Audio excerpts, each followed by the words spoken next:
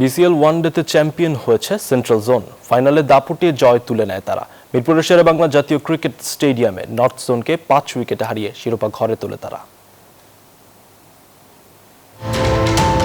Bangladesh cricket লিগের final. Central জোনকে 239 রানের লক্ষ্য ছুড়ে দিয়েছিল নর্থ জোন।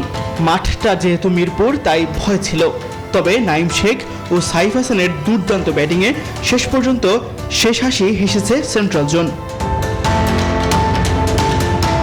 এদিন টস হেরে আগে ব্যাট করতে নামে নর্থ জোন।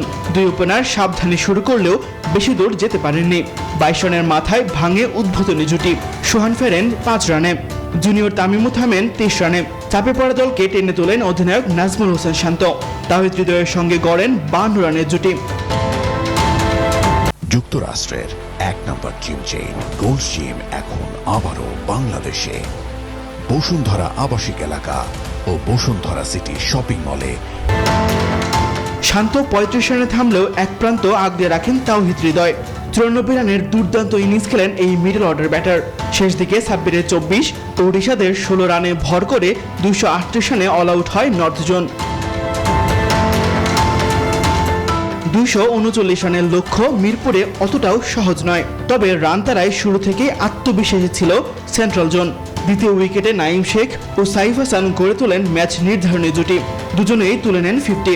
শেষ পর্যন্ত 5 উইকেটের জয় নিশ্চিত করে শিরোপা ঘরে তোলে central zone. Tasbih Shawon, news 24, Dhaka.